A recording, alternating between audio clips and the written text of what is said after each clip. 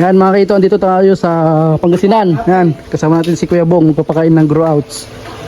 Pero ngayon, ipapakita ko muna itong tilapia dito. Yan, tilapia. Tapos yung pinapisa natin na ano, Hito female breeder.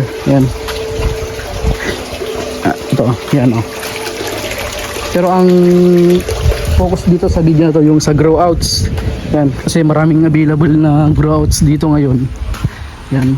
Ang oras po natin dito ay 11 dahil may gustong ano bumili ng grow outs. Ayan, kaya papakita natin ito dito. Ang estimate ko na ano 3,000 kilos. Pero yung sukat ng kanilang alaga dito na ano na grow outs nasa ano nasa 2 in 1, 3 in 1, mga pang-ihaw na talaga. Yan, para siyang ano, badyaw. Yan, si badyaw. Yan, dyan na. Yan. Yun.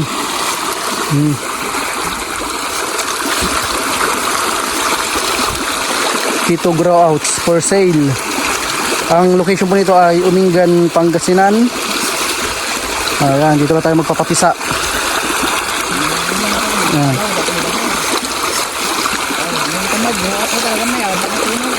Pang-ihaw na talaga, pang-ihaw.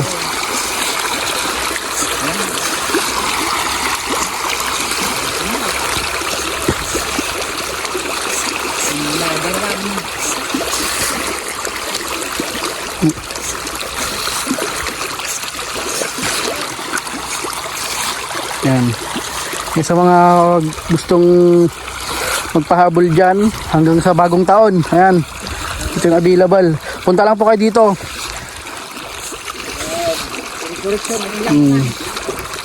Bayan ng Umingan, Barangay Resurrection. Yan na. Punta lang kayo dito.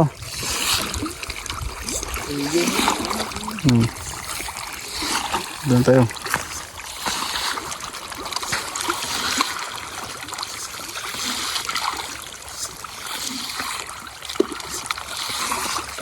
Yan, narito. Kaya sa mga gusto pong magpahabol dyan hanggang bagong taon, meron po tayong ano, pang-ihaw. Walang problema dun sa sukat. Pwede nating piliin yon kung sakaling anong sukat yung gusto nyo, yun yung masusunod. Kasi madali lang naman mag-harvest dito dahil marami. Laking lupa po ito mga kaito. Tapos meron pa sila dun. Isa, dalawa, tatlo na lupa ata to. Tatlong ganyan na pwede lang. Tapos yun, dun yung pinaglapagan ng fry kanina, yung galing dun sa hatchery. Yan. Dito tayo magpapapisa ngayon. Magsisimula tayo ngayong January first week dahil hindi tayo makakapagpapisa ngayong last week ng ano, December dahil syempre magbabagong taon. Yan. Sakaling gusto nyo pong order ng grow outs, fingerlings, pair box na hito, PM lang po kayo mga bossing sa Facebook ko or sa number ko na to para makapag-usap po tayo ng mas mabilisan. Yan. Ito yung farm. Dito na tayo ngayon mag-stay. Yan.